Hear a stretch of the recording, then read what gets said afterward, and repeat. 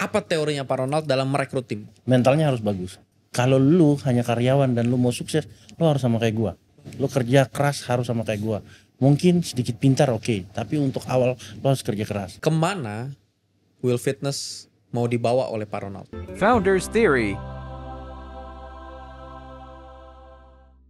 Hai folks, hari ini episode mungkin jadi salah satu episode paling spesial karena siapa yang nyangka Pak Ronald Liline yang hadir di sini, owner dari Will Fitness, itu dulunya pernah bekerja jadi kuli bangunan serabutan. Kasih aplaus buat Pak Ronald. Pak Ronald, sebelum mulai aku kasih konteks dulu bahwa Pak Ronald ini membangun bisnis yang namanya Will Fitness. Dan per detik ini kita bicara cabang ada 20 cabang. Ya. Dan itu dibangun hanya dalam waktu 4 tahun. Ya. Dan dibangun dengan modal awal 650 juta. Ya. Yang mana modal itu pun dibangun lewat bisnis impor alat fitness. Ya. Tapi sebelum ngomongin kesuksesan, itu biasa. Yang aku mau mulai adalah mindset awal. Ayah TNI, bagaimana bisa seorang anak TNI berpikir menjadi pengusaha fitness ataupun importir alat fitness? Awal-awalnya itu kan saya masih di Manado. Sebelum pindah ke Jakarta 5 tahun ini, itu emang saya bisnis sudah dari Manado ya. Kayak jualan aksesoris, warung-warung kecil lah di pinggir toko rame, kita buka counter kayak gitu. Jadi awalnya starting dari pedagang selain kerja serabutan. Kaset DVD bajakan pernah, itu lumayan lama loh itu. Itu sewa tempat di emperan toko kayak gitu. Jadi melalui proses jadi pedagang dulu lah. Pernah buka emperan toko jual DVD bajakan? Ya itu orang di Manado. Di Manado pasti tahu. Tapi ya. punya banyak cabang kali. 2. Karena di Manado kan yang tempat rame kan cuman di IT Center sama di depan namanya toko Golden itu yang paling rame. Jadi jualannya di situ aja.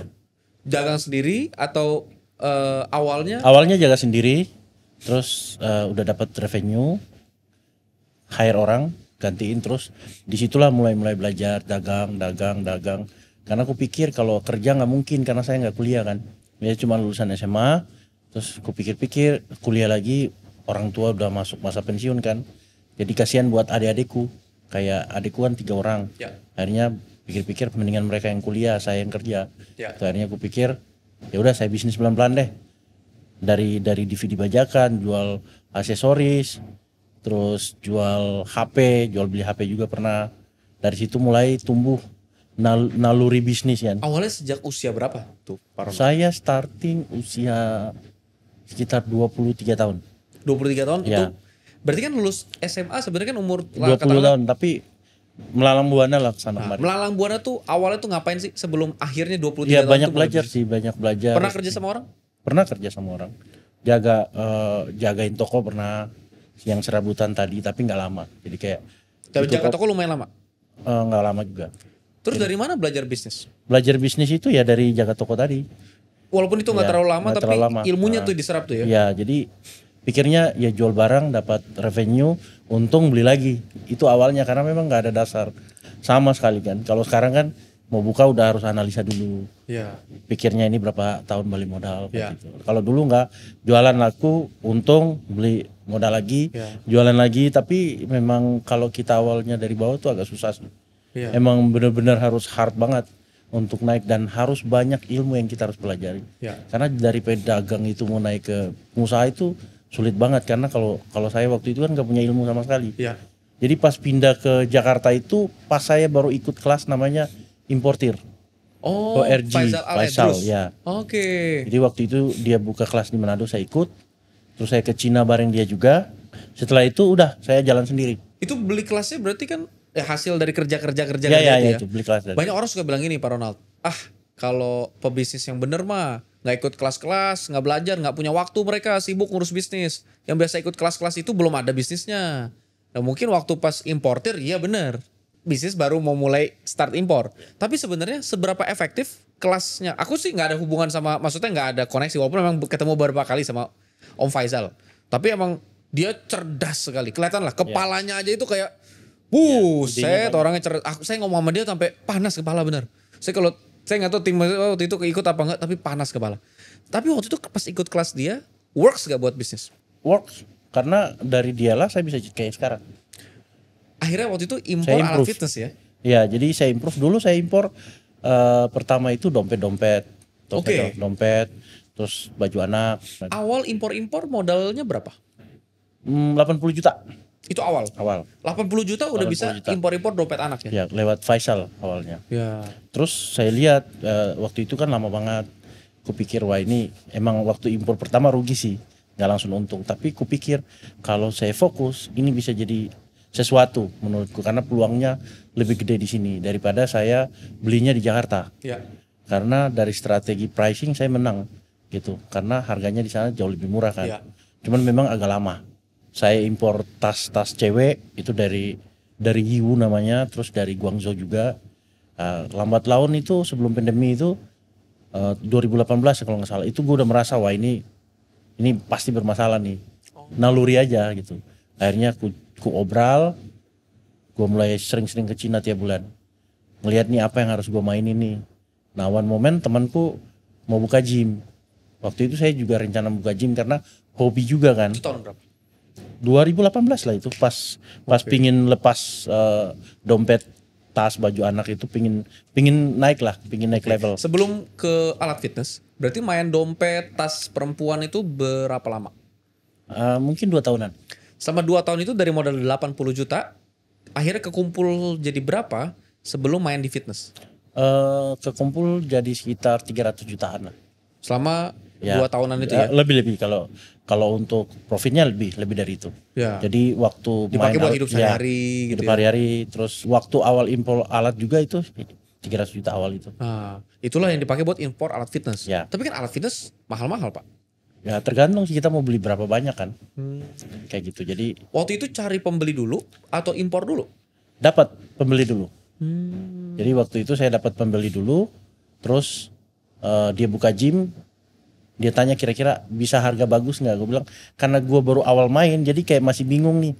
Aku coba aja lah, Iya. daripada nanti gue kasih harga mahal terus nggak jalan. Ya. Jadi ku hitung APP-nya, pengirimannya, bla bla bla. Akhirnya kirim. Pas kirim itu banyak yang tertarik karena secara harga gue murah daripada yang di Jakarta. Dari situlah orderanku meledak. Setahun di Manado impor, ada sales telepon gue kan ke Pak buka kantor Jakarta. Buka kantor lah gue ke Jakarta. Kantor pertama gue itu di Cipondo. Itu baru buka kantor 3 bulan pandemi. Iya, 2019. Fitness juga pasti langsung habis itu Habis. ya? Nah, tapi malah Will Fitness lahir. Iya di situ pas pandemi Kok juga. bisa orang pandemi? Kan logikanya nih ya. Ya. Impor alat fitness. Pandemi. Malah buka fitness. Kenapa? Karena waktu gue impor dan waktu pandemi itu kan semua tutup. Orang-orang yang hobi gym nggak bisa nge-gym kemana-mana. Karena kalau orang udah hobi nge-gym, dia nge-gym pasti dia pusing kalau nggak ada tempat gym. Oke. Pasti. Pas saya impor itu, gue pindah ke Jakarta dan buka kantor itu gue impor lumayan banyak, sekitar around 8 kontainer dari modal yang setahun gue putar-putar itu. Oke. Oh, 8 kontainer itu Ya. yang dibikin jadi fitness tuh. Ya, bukan. Jadi 8 kontainer Oh, yang gue in impor. total. In total itu Oh, yang iya, iya. yang setahun gue buka di Iya. Indonesia Timur ya, di Manado, di Gorontalo, Palu. 8 kontainer. Ya, duit itu yang keuntungan dari situ gue pakai order lagi untuk stok barang di Jakarta karena kita akan pindah buka kantor di Jakarta kan. Nah, pas pandemi baru 3 bulan itu stok barang baru masuk. 8 kontainer. Nah, sempat mau tutup. Waktu itu ada karyawanku sampai sekarang ikut, dia 17 tahun ikut gua. 17? Ya 17 tahun. Lama banget. Berarti dia udah ikut dari zaman jual DVD. Ya, dari DVD. Namanya siapa? Andre. Andre. Dan ini pada kenal semua nih. Oh, hebat tuh orang. Itu Tinggal ya. saksi Ya. hidup ya. Dia yang tahu perjalanan. Gila, dari jual DVD sampai akhirnya jadi bisnis fitness ini. Abis itu 8 kontainer diapain? Jadi waktu itu saya gue udah putus asa juga kan, maksudnya, waduh pandemi gimana nih? Telepon istri di Manado, ya udah lu pulang aja. Gue sempat pulang. Gue bilang gue kasih tahu ke Andre, lu pulang aja. Kita tutup kantor. Nanti abis pandemi baru kita buka lagi. Nah, mungkin gue blessing banget dari dia juga. Kata si Andre nih, Pak saya stay di kantor, Bapak pulang aja. Oh kata dia gitu. Tapi gaji lu gue kurangin nggak apa-apa ya, kata dia nggak apa-apa. Pas gue pulang ke Manado baru 2 hari ditelepon, Pak ada tamu mau beli alat. Hah? Kaget gue. Pandemi ngapain beli alat, dalam hatiku kan. Iya. Nah, PHP ini orang katanya.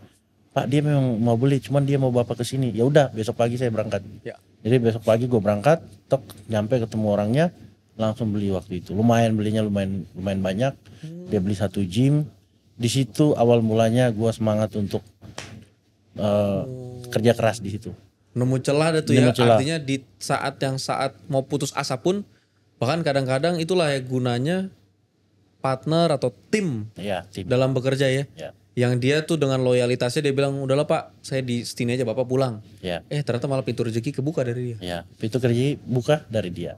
Nah, waktu lagi pengiriman itu langsung lockdown. Oh, Jadi gue udah nggak bisa pulang ke Manado, iya. Udah di Jakarta. Jakarta. Nah, stok barangku ada banyak di. Ya, walaupun udah berkurang sedikit lah diambil sama Ya, pembeli, tapi akhirnya dari situ bikin gym akhirnya. ya. Oh bukan. Belum langsung, nggak langsung bikin gym. Jadi stok barang itu karena diimportir lain nggak punya, jadi pada datang cari ke tempatku. Pas lagi COVID itu impor udah susah tuh ya. Iya, pada susah banget karena di Cina udah lockdown kan. Iya. Memang masih bisa barang impor. tersisa Iya. ini doang ya. Jadi barang yang ada tuh disikat semua sama sales alat yang biasanya jualan brand A, brand B, langsung semua lari ke gua, ke tempatku. Itu hanya dalam 2 minggu selesai. Itu blessing sih menurutku, karena nggak kepikir sampai di situ Iya. kan. Iya, siapa yang kepikir alat fitness bisa laku terjual dalam waktu 2 minggu 8 kontainer saat COVID. Ya. Nah itu awal mulanya Will Fitness jadi karena penjualan alat itu. Dan modal dari situlah. Jadi setelah itu ada 1 gym di Kelapa Gading. Ya dia mau tutup karena memang nggak bisa operasi kan. Akhirnya aku akuisisi seangka 650 juta. Itu dari hutang dia di mallnya sampai listrik, bagi hasil kayak gitu. Itu akuisisi semua. Terus kita rombak semua, ganti alat baru, jalan. Dari situ awal. Tapi awal bangun Will Fitness itu 6 bulan itu gue masih tombok. 6 bulan ya? 6 bulan. Karena gue nggak ngerti bisnis gym kan. Iya, iyalah. Nggak ngerti Sebelumnya banget. trader. Sebelumnya dagang Trader, aja ya, importir segala macam. Tiba-tiba nih bisnis fitness. Iya. Kasih tanggung jawab ke orang tapi orang nggak bisa apa-apa juga. Iya. Hire profesional nggak bisa juga. Iya. Akhirnya gue ambil alih. Gue ambil alih manajemennya. Terus gue pingin kasih tahu ke mereka kalau ini situasi nggak bagus. Iya. Kalau kita cuman santai kita nggak akan dapat apa-apa. Karena ini kita tombok tiap bulan. Gitu. Akhirnya gue ambil alih, training, ku cari orang, dapat orang yang bagus. Nah disitulah mulai starting Will Fitness berkembang. Jadi selama 3 bulan itu kita growth, dari revenue bagus dan kita udah nggak rugi lagi. Makin tiap bulan makin naik angkanya. Terus gue komitmen sama yang sekarang area manager gue. Gue komitmen sama dia. Kalau angka lu tembus segini, gue buka cabang. 3 bulan kemudian setelah kita bikin perjanjian, tembus. Gue buka cabang kedua di Cengkareng. Itu duitnya diputar dari keuntungan si Ya, Will Fitness yang cabang pertama ini. Jadi selama ini tidak pernah ada investor. nggak ada investor sama sekali. Jadi Hutang bank, nggak pernah, nggak ada. kalau orang analisa pakai sumbu pendek, mereka bilang gini.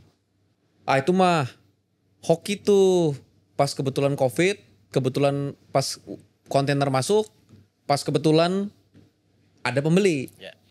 Pas kebetulan impor alat fitness lagi susah. Tapi kalau orang analisa jangka panjang, di dunia ini hampir nggak ada yang namanya kebetulan. Ya. Semua adalah persiapan yang ketemu sama kesempatan. Ya. Kalau dari awal nggak pernah belajar importir, ya pas waktu itu kagak ada barang. Ya mungkin masih jual DVD bajakan atau jual ya aksesoris. Karena belajar importir makanya ada barang waktu itu. Kalau waktu itu nggak punya tim, semua kerjain sendiri. Ya nggak ada tim yang nungguin di toko itu. Kalau waktu itu nggak jadi orang yang deket sama tim juga pulangnya pulang, bodo amat, pulang tinggal udah gue cari kerja lain dah. Yang penting gue hidup. Ngapain jagain di sini, jagain gudang kosong, kantor kosong, gaji dikurangin, udah mending gue kerja lain deh. Tapi karena ngejaga orang, jaga relasi, ya dia jadi orang yang udah Pak, saya jaga aja. Artinya yang aku lihat dari analisa aku pribadi adalah mungkin aku tanya apa alasan suksesnya Pak Ronald, aku yakin jawabannya pasti blessing. Anugerah lah dari yang di atas. Tapi itu aku juga yakin hasil respon dari apa yang Pak Ronald lakuin, pembelajaran yang dilakuin, orang-orang loyalitas yang dijaga. Menariknya adalah ketika 3 bulan itu Pak Ronald terjun langsung, atur-atur terus dengan ada komitmen tertentu akhirnya buka cabang dan segala macam. Pernah gak berpikir waktu itu 2024 gue akan punya 20 cabang kayak begini? Kalau kepikir 20 cabang sih enggak. Malahan saya targetnya itu hanya di 10 cabang. 10 cabang aja. Tapi dalam berjalannya waktu timnya jadi solid. Timnya jadi solid, targetku naik jadi 15, sekarang udah 20. Karena timnya solid. Tim yang solid. Semua founders itu punya teori masing-masing. Apa teorinya Pak Ronald dalam merekrut tim? Yang pertama, mentalnya harus bagus. Karena mentalku bagus. Aku kerja gym itu, saya yang ngecat sendiri awalnya, cabang kedua. Saya bisa pasang kaca, saya bisa jadi sales. Jadi save segalanya lah. Bisa jualan, bisa kerja apapun sipil karena sebelumnya pernah kerja serabutan kan. Nah, saya ingin kasih tunjuk ke tim bahwa gua aja masih kerja kayak gini. Kalau lu hanya karyawan dan lu mau sukses, lu harus sama kayak gua. Lu kerja keras harus sama kayak gua. Mungkin sedikit pintar oke, tapi untuk awal lu harus kerja keras. Untuk apa? Untuk lu lebih naikin levelmu, naikin terus, naikin. Contoh salah satu karyawanku, dulu dia cuma sales, sekarang dia udah jadi bisnis area. Jadi dia pegang beberapa cabang dan karirnya akan naik terus. Iya. Jadi secara ekonomi akan naik terus. Karena itu awal dia mau fight sama gua. Jadi di cabang kedua tuh kita benar-benar fight banget. Karena dari cabang kedua itu sampai bisa sekarang ini 20 cabang. Jadi kalau gua secara tim foundernya harus turun tangan. Jadi di tim gua tuh setiap ada manajer baru pasti gua yang langsung training. Itu trainingnya leadership. Karena kalau training sales kita udah punya development. Ya.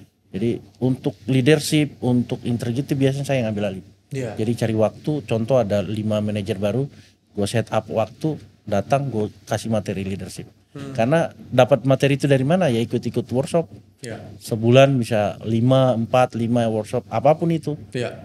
Jadi biar kita bisa pelajari semuanya lah. Ya. Ya. Tidak harus jadi expert, tapi minimal kita tahu. Ini fakta karena saya pribadi ketemu Pak Ronald tuh berkali-kali dalam sebulan di workshop-workshop bisnis yang harganya satu nggak murah. Yang kedua, Pak Ronald itu paling antusias belajar. Salah satu deh, contoh pas di kelasnya Coach Tom McIvel ya. Ada banyak peserta itu segala macam. Kan aku lihat pas lagi dikasih lembar kertas gede tuh yang disuruh coret-coret bikin apa segala macam. Aku lihat Pak Ronald tuh udah kayak kepala tim, padahal itu kan di sekitar kan sesama bisnis semua kan. Udah kayak orang emang niat gitu. Dan itu orang kalau pun seniat-niatnya belajar, setahun belajar berapa banyak sih palingnya kan. Ya paling setahun sekali, 2 kali. Padahal sebulan bisa 4-5 kali dan saya lihat depan mata saya itu.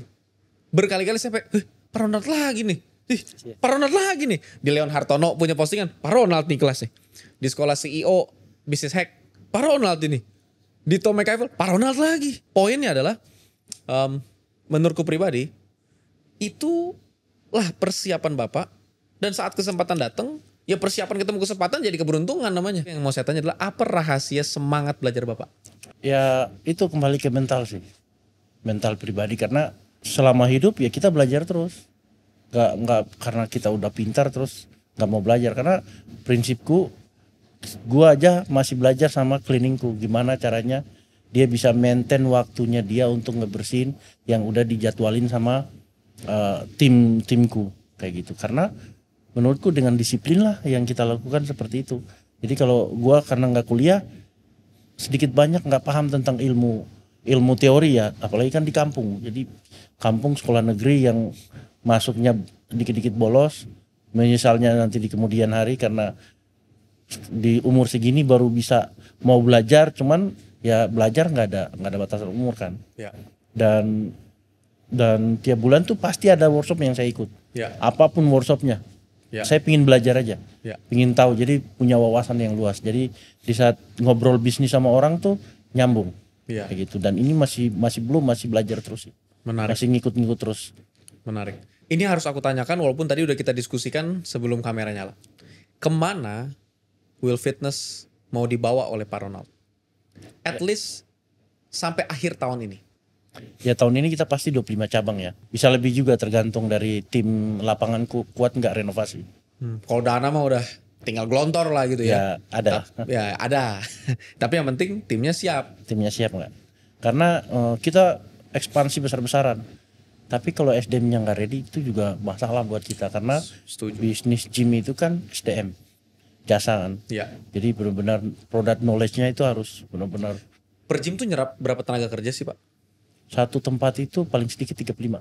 35? Ya, Banyak sekali ya. banyak. Sangat padat. 35 orang paling sedikit. Iya. Karena itu memang bisnis jasa. Jasa. Menarik kayak bisnis massage. Pak Ronald ngelihat tim sekarang. Kalau satu cabang aja ada 35 orang. Berarti yang kerja sama Bapak ratusan mungkin kalau termasuk holding dan kedepannya ribuan orang Ya. akan Bapak pimpin. Selain dia punya semangat belajar dan mentalnya bagus, apa yang biasa Bapak tuntut dari karakteristik kepribadian dia kalau Bapak mau angkat atau kasih promosi jabatan? Kan gak semua orang lama pasti dapat. Mungkin loyalitas jelas. Ya. Mental bagus oke. Mau belajar pasti. Tapi sebenarnya karakteristik apa lagi yang Pak Ronald lihat secara spesifik yang akan Bapak angkat atau promosikan? Kalau karakternya lebih ke yang tadi ya gue bilang ya. Dia memang harus ikut mauku. Jadi dia harus ikut visi misiku. Karena kalau pintar udah pasti. Karena dia udah jago jualan. Dia bisa mimpin tim. Artinya dia udah punya wawasan untuk itu. Mental punya. Tapi dia harus tahu visi misi foundernya mau kemana. Itu biasanya gue tanyain. Contoh biasanya gue tanyain tuh manajer, kalau manajer area lu bermasalah dan itu bermasalahnya duit, lu belain atau enggak? Selalu gue tanya. Kalau dia belain berarti dia nggak bisa naik. Kenapa? Karena dia belain atasan dia yang salah. Simple saja. Itu biasanya aku tanyain dan banyak kejebak juga. Banget kejebak. Jadi kalau bodoh kita bisa ajarin nih. Dia nggak tahu strategi, dia nggak tahu development, kita bisa ngajarin. Dia nggak tahu leadership kayak gimana, kita bisa ngajarin. Tapi kalau masalah duit itu berbahaya banget di perusahaan. Menurutku, makanya di perusahaanku ku jaga banget tentang itu. Misalnya dia bilang, Pak tapi saya oke, attitude-nya bagus nih. Tapi dia nggak S1. Bapak akan tetap angkat gak jadi manajer area? Angkat. Karena saya tahu di saat saya didik dia dengan baik, saya kasih motivasi dia dengan baik, mentalnya tangguh, ya bisa diajarin. Itu dia bilang, tapi Pak saya bahkan gak SMA Pak, hanya lulusan SMP. Bapak terima gak jadi manajer area? Kalau dia punya attitude bagus, dia punya disiplin, dia mau kerja, karena saya juga kan nggak tamat, nggak kuliah, bisa mimpin ratusan bahkan nanti ribuan orang. Jadi kupikir semua orang kalau dia mau niat belajar itu pasti bisa. Artinya nggak ada yang menghalangi lagi untuk penonton di sini, entah pemilik bisnis atau karyawan, untuk ngerasa rendah kalau nggak punya pendidikan tinggi. Nggak harus sih. Yang harus itu adalah tadi semangat belajar. Orangnya mentalnya harus mau belajar hal-hal yang mungkin dia rasa itu nggak sesuai job desk, tapi dia punya loyalitas buat ke arah sana. Dan orang itu kalau punya semangat, walaupun dia nggak pinter, kayak tadi Bapak bilang, bisa dilatih. Tapi kalau semangat atau attitude, gimana cara ngelatih? Itu kan pilihan dia. Nggak ada pelatihan gitu kan Pak ya. Kalau workshop kan cuma ngasih ilmu teori. Menarik untuk ngebahas ini. Banyak orang bilang ini, alah kita tuh kalau pebisnis harus kayak Bob Sadino. Wah kalau sekarang Bapak mungkin setelah podcast ini bisa jadi Bapak jadi new favorite orang-orang Indonesia. Kalau refer, pebisnis itu harus kayak Pak Ronald, kayak Lim Shulyong. Nggak usah sekolah. Teori itu nggak penting. Yang penting prakteknya tuh sukses. Lim Shulyong nggak kuliah. Pak Ronald nggak kuliah. Bob Sadino juga nggak berpendidikan tinggi. Tapi sukses. Teori itu nggak penting. Nah terus dari sudut pandang Bapak gimana? Kalau dari sudut pandangku teori juga penting loh. Karena yang kurasakan sekarang di saat saya nggak lulus SMA, nggak kuliah, itu berat banget saya belajar untuk bisnis itu apa sih? Karena kebanyakan kita yang nggak punya ilmu bisnis itu bingung mau lari kemana bisnis kita. Kita hanya tahunya berdagang, untung rugi besarin scale up udah. Tapi kita nggak tahu tujuan kita mau kemana. Makanya sekarang saya lagi banyak ikut workshop, banyak konsultasi sama konsultan di mana bisnis saya ini mau lari kemana. Dan mungkin dari 5 sampai 6 orang itu rata-rata IPO sih, rata-rata. Ya. Sarannya ke sana, sarannya. Jadi mungkin akan kita belajar lagi lebih dalam ke sana. Ya. Gitu sih. Tapi so far yang nggak kuliah juga punya kesempatan yang sama, tapi harus belajar karena yang sukses tidak kuliah itu juga nggak banyak gitu. Iya. Nggak banyak. Karena memang ada anomali di Indonesia. Anomalinya itu begini. Persis seperti kata Pak Ronald. Yang sukses tapi tidak kuliah itu memang tidak banyak. Aku lupa orangnya siapa yang ngomong, tapi dia bilang gini. Untuk jadi sukses itu nggak harus kuliah. Coba lihat Lim Chulyong, Ronald Lline. Banyak yang sukses nggak kuliah. Tapi coba lihat. Dari berbagai orang sukses, berapa banyak yang nggak kuliah? Sangat sedikit. Untuk jadi di kerjaan yang jadi direktur, manajer, nggak harus kuliah, nggak harus berpendidikan. Kuliah itu kan cuman ijazah itu hanya tanda kamu pernah sekolah, bukan tanda kamu pernah berpikir, kata Rocky Gerung gitu kan. Tuh jadi nggak harus kuliah, nggak harus ijazah. Banyak direktur-direktur tuh. Ibu Susi, Menteri Kelautan, Susi Pujiastuti, mana kuliah? Enggak, cuma SMP kok. Tapi berapa banyak menteri yang tidak kuliah? Ya Ibu Susi. Ya. Lain kali, yang lain-lain kuliah. Poinnya adalah yang saya suka dari Pak Ronald adalah Pak Ronald bukan dari background kuliah, berhasil sukses, tapi tidak survivorship bias. Survivorship bias biasanya orang gini, kalau saya tidak kuliah dan saya sukses, maka sebenarnya kuliah itu nggak penting. Buktinya saya nggak kuliah, tapi saya sukses. Tapi Bapak bisa keluar dari situ dan Bapak bahkan bisa bilang, saya tidak kuliah, saya berhasil, faktanya saya berhasil. Tapi bukan berarti kamu jangan kuliah. Kalau saya kuliah mungkin saya bisa lebih berhasil dari ini. Kamu pun begitu. Nah itu saya sangat apresiasi. Karena seringkali Pak, influencer itu kan berpengaruh sekali kan sama penonton nih kan. Influencer itu kalau ngomong mah enak Pak. Tapi itu kan jadi mindset hidupnya penonton. Kebayang gak penonton yang dapat terus langsung kayak, iya juga ya. Udah apa itu teori. Yang penting praktek. Mulai. Apa yang mau dimulai kalau gak ada teorinya. Nah tapi pertanyaan saya adalah, sekarang Bapak masukin banyak teori dari workshop. Karena Bapak bisa bayar workshop, punya waktu buat ke workshop. Karena Bapak gak harus kerja lagi. Udah punya tim yang besar. Tapi waktu awal-awal itu Pak, sebelum bahkan importir. Waktu dari Bapak jaga toko, ke mulai bisnis awal yang DVD bajakan dan segala macam. Bapak belajar gak Pak? Enggak. Jadi hanya dagang doang. Jadi ilmu dagang lah. Beli 5.000, beli di contoh DVD bajakan lah ya. Gue beli di Glodok waktu itu 1.500 atau 2.000, di Manado jualnya 10.000. Ilmu dagang biasa lah. Impor antar provinsi Pak ya? Ya, impor antar provinsi. Habis itu jadi impor antar negara gitu ya. Jadi kalau impor tas juga sama. Ya. Jadi beli di Cina itu cuma 15.000, paling mahal 15.000, paling murah 7.000. Tas. Dijualnya? Dijual di Indo 150. Waktu itu ya, pas zaman itu ya. Ya. Bisa jualnya 10 kali lipat gitu ya. Ya, karena kan ada bayar pajak, ongkos kirim. Ya. Tapi juga memang marginnya jadi bagus. Ya, marginnya lumayan bagus. Tapi yang hebat sekarang Will Fitness, Bapak dari importir luar, importir China, sekarang jadi punya brand lokal. Brand lokal ini memang satu menurutku membuka lapangan kerja. Ke depan minimal ribuan orang. Ribuan keluarga bahkan, bukan orang. Dia kan punya dapat gaji, dia kasih makan buat keluarga dia. Mungkin dia punya istri, punya anak, dan segala macam. Bapak mungkin gak pernah nyangka bahwa Ronald yang dulu jaga toko, kuli serabutan. Tapi sekarang kasih topangan hidup ribuan keluarga. Ini kamera Bapak. Apa yang Bapak akan bilang ke Ronald muda yang waktu itu masih jaga toko? Gue cuma mau bilang terima kasih untuk Ronald muda yang mau kerja keras, belajar, sehingga di saat kita berkembang masih belajar sampai di Ronald yang sekarang ini umur 40 tahun. Jadi kerja keras paling penting, fokus terutama, karena fokus dengan satu tujuan yang sama itu 3 tahun itu bisa maju.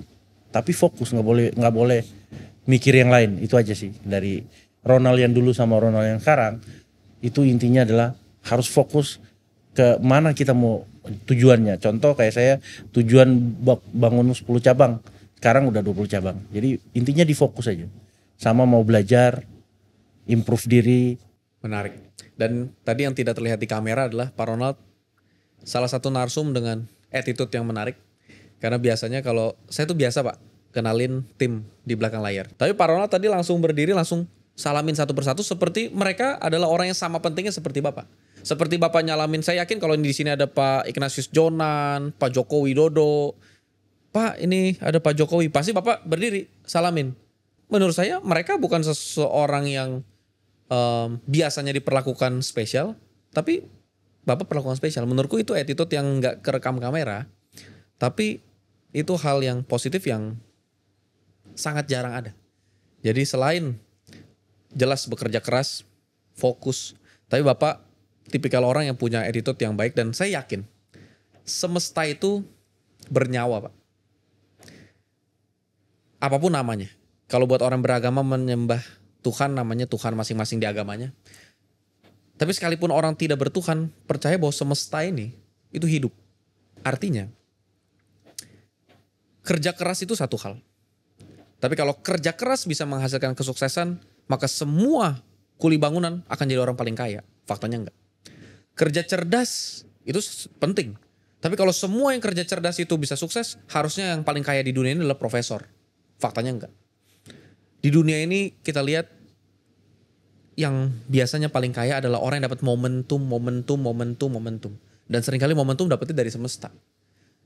Jadi Pak Ronald yang dulu dan Pak Ronald yang sekarang, saya rasa yang nggak pernah berubah adalah kerja kerasnya. Dari cerita Bapak, fokusnya, tapi juga menurut saya humility-nya, kerendahan hatinya, menjadi manusia yang memanusiakan manusia lain. Saya lihat kok cara Bapak memperlakukan, bukan hanya sekarang, sebenarnya saya udah lihat dari pas di sekolah CEO gimana Bapak, saya ingat kok di sekolah CEO Bapak jalan, saya udah lupa namanya, sama orang yang bisnis angkringan. Menurut saya salah satu peserta yang mungkin nggak terlalu percaya diri di antara peserta yang lain kalau Bapak masih ingat pakai kemeja putih. Tapi Bapak yang nemenin dia kemana-mana. Berduaan tuh jadinya bareng. Saya pikir itu tadinya tim Bapak. Ternyata tuh pebisnis angkringan, ya kan? Saya lihat cara Bapak memperlakukan orang-orang kecil di sekitar. Saya lihat cara Bapak memperlakukan tim saya.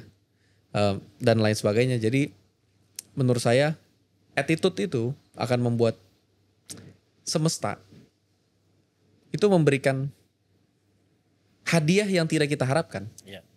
Artinya Bapak nggak ngelakuin kebaikan itu berharap ya nanti tolong dong kasih saya kemudahan hidup. Ya enggak ya, itu hanya memanusiakan manusia aja. Dan itu yang sering kali orang kaya lupakan. Orang kaya. Dalam artian biasanya orang kalau udah punya Pak, udah punya uang, punya kekuasaan, punya popularitas, punya apapun lah. Merasa lebih tinggi dari yang lain. Merasa saya ini somebody. Nah itu yang saya lihat tidak ada di Bapak. Ataupun mungkin Bapak bergulat dengan itu. Untuk selalu memanusiakan manusia yang walaupun mungkin secara apapun yang lain tidak seperti Bapak. Terima kasih sudah hadir di Founders Theory. Buat saya pribadi, obrolan ini lebih dari sekedar kata-kata yang Bapak sampaikan, tapi Bapak walk the talk. Orang yang memang melakukan apa yang Bapak omongin. Jarang orang seperti itu, dan saya harap Bapak bisa jadi semangat untuk sangat banyak UMKM di Indonesia yang merasa nggak punya privilege, nggak kuliah di luar negeri, bahkan nggak kuliah, nggak punya modal, tapi bisa sukses. Syaratnya itu bukan sesederhana hal-hal yang instan pasti langsung, tapi proses kerja kerasnya, fokus yang tadi Bapak katakan. Sampai jumpa di episode berikutnya. Bye folks.